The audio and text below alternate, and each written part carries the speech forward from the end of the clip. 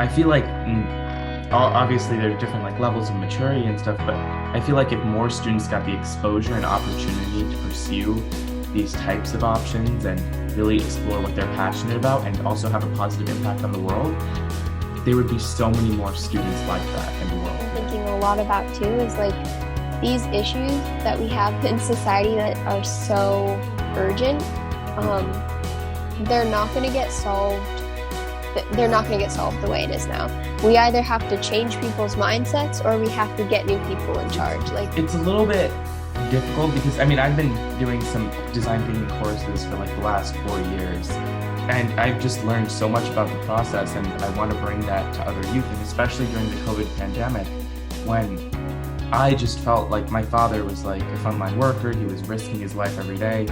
I wanted to do something to change the circumstances of what was happening. so like if we can bring in some adult leaders to Youth Rights Day and have youth kind of say like, okay, this is the change that we want to see.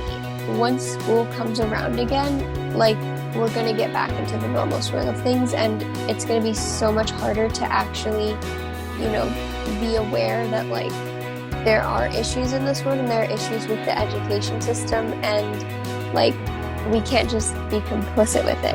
We're relying on the youth of today to solve the problems that are rapidly emerging in today's world. Like we're relying on our generation to be able to solve these world problems, not just make money or focusing on running a multinational corporation that damages the environment. So like the vision is really like we have all these social justice issues. We have youth who are passionate and who have these ideas, but we have school that's tying us down. So we need to change schooling so that it can help students pursue those issues and change our future. Like if we can bring in some adult leaders to Youth Rights Day and have youth kind of say like, okay, this is the change that we want to see.